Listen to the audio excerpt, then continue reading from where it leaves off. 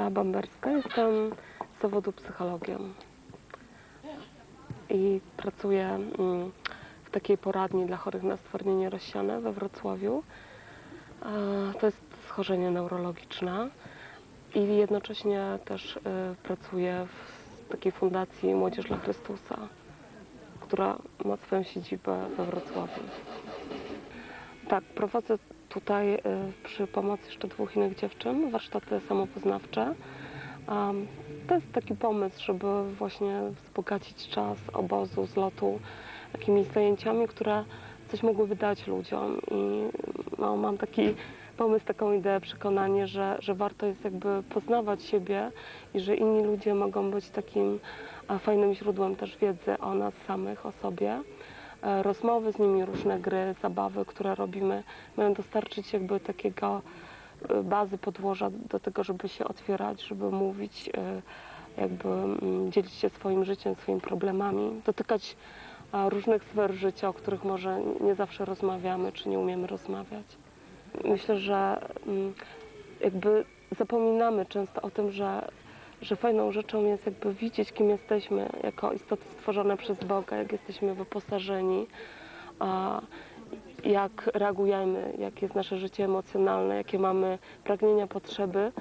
I po prostu jak nas Bóg ukształtował i często jak patrzę na ludzi, młodych ludzi, chociaż wyglądają tak często bardzo pewnie siebie, to myślę, że w większości każdy z nas gdzieś tam jest zagubiony i w jakiś sposób ma problemy z akceptacją siebie. I ja też chciałam położyć taki akcent w trakcie tych warsztatów, żeby zobaczyć, jak każdy z nas jest cenną osobą i że mamy wiele.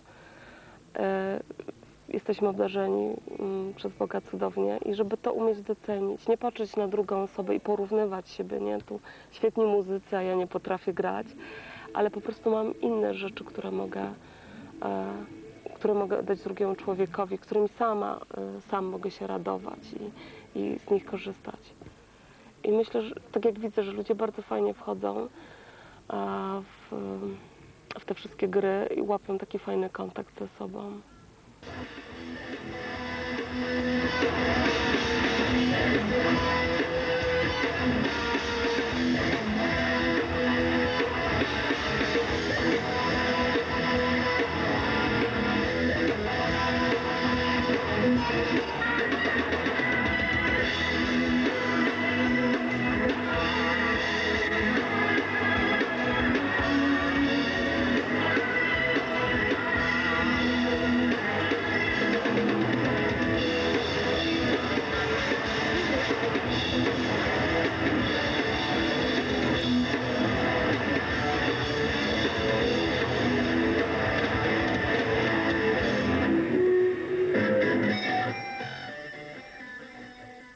We're here because Jesus is the most relevant, the most exciting person that there is. And a lot of young people have the idea that he maybe can't give them answers for today. I know in Poland, it's becoming very much the fashion to be a secular.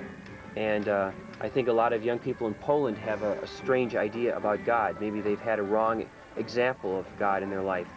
And so we're here because we believe that if they know who Jesus is and if they know who God is, they're going to want to have a relationship with him.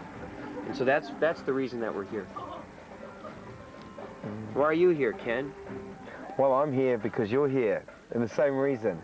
I think because all of us in the team have experienced God in a real way in our own lives, that we know what God has given us is such a good thing. You know, a relationship with God is the best thing in my life and all our lives, and it's worth it to commit our lives to this work, to bring the same joy, the same relationship, the same, you know, awesome relationship with Jesus Christ that he's given us. We want to share, and that's why we're here, because God's been good to us, and we're so thankful to him, and we just want to share that with others. And I think in Poland that God wants to do a great thing among the young people. I think the Polish people have a special destiny in God, and they need to see who Jesus is. I mean, the Polish people are fighters. You know, they've been through some very difficult things, and yet they've stood up. It was because of Poland that communism fell. You know, they were the first ones to stand up against communism, and it was like a domino effect all over the world. And I think there's a special spiritual destiny for Poland and for the young people, but it's like there's a war going on for the hearts of the young people. And so I think it's very important that we speak the truth about Jesus, and that he's strong, and we don't have to be afraid of all the things that are we have to face in the world, but he has the power to help us. And not only does he want to help us, but then he wants to use us. And I think that's a message for young people in Poland. Light.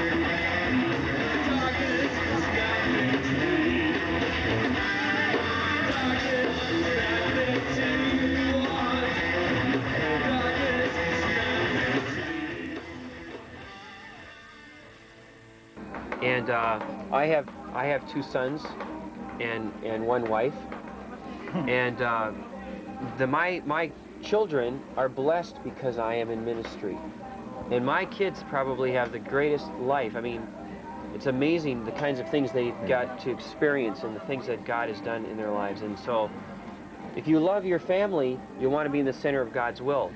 And I heard a story about someone who wanted to find a safe place for his family. And so he looked at a map of the world and he said, where's the safest place for my family? And so he saw this little island, so he went there with his family. And just after he moved there, it was the Falkland Islands. And there's a war with England and Argentina. And it's so crazy to have this attitude, because the safest place and the best place for my family is in the center of God's will. Well, the ministry is interesting because I think everybody is, if you like, in ministry. If you're a Christian, you're in ministry. So this is a music ministry, and there is times where we are doing this like we are doing now, but there are times where we have to raise up money or work for money to be able to do these sort of things. And for instance, last year I cleaned toilets in a pub. He's very good. I'm very good, and if anyone needs me, I'll be glad to help. But so, you know, there are different sort of jobs we do to raise money to get here. We do not get paid for doing this. This is something that we put our money into and something that we come to do. So I guess that me cleaning toilets was part of the music ministry, but Yeah. a strange part that you don't often get to see or hear about. That's part of that's definitely, cleaning toilets is definitely a part of the music industry, or ministry. So, yeah. I think of the music industry Yeah, too. as well. Every Christian is in ministry. That's, I think, how God sees it. No matter what you're doing, God is calling us to ministry. There's no special thing, you know? Yeah, absolutely.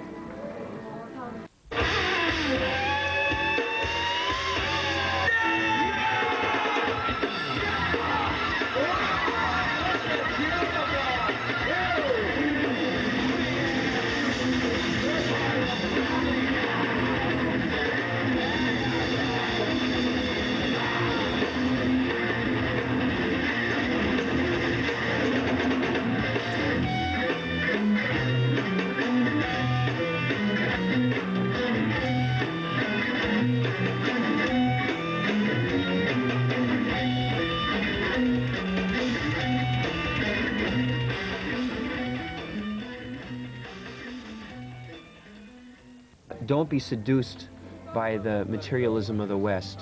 Don't waste your life on things that don't matter, because the most important thing, the greatest thing you can do with your life is to follow Jesus 100%. And he's the only one. Don't wake up at the end of your life, you know, and you're in some room with an old man or an old woman and think that you've thrown away the chances that God has given you. The time we have is very short. This life that we have is very short, and make the most of these opportunities for Jesus. Be serious about your relationship with him, and you will be having an exciting adventure with God. And that is what I would like to say. Thank you.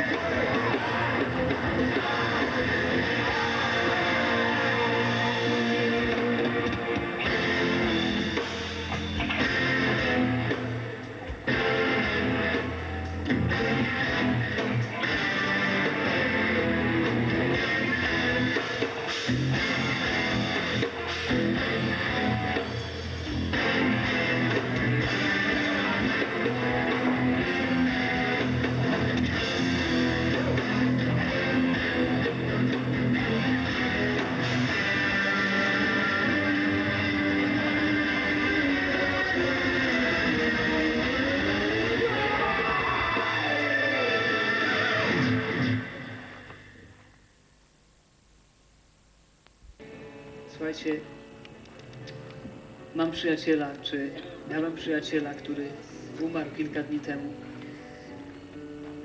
Ale on był człowiekiem, który wierzył w Boga. On był człowiekiem, który oddał swoje życie Bogu. Wierzę, że dzisiaj jest z Bogiem na wieki. I to, co mamy w naszym życiu, to jedynie jest nasze życie właśnie. My nie decydujemy o tym, kiedy się urodzimy i nikt z nas nie decyduje o tym, kiedy umrzemy. Ale to, o czym decydujemy, to jak spędzimy nasze życie. Czy przeżyjesz je z Bogiem, czy przeżyjesz je bez Boga. Czy przeżyjesz je dla siebie samego, dla swego egoizmu, dla materializmu, dla swojej chwały, czy przeżyjesz je dla Boga.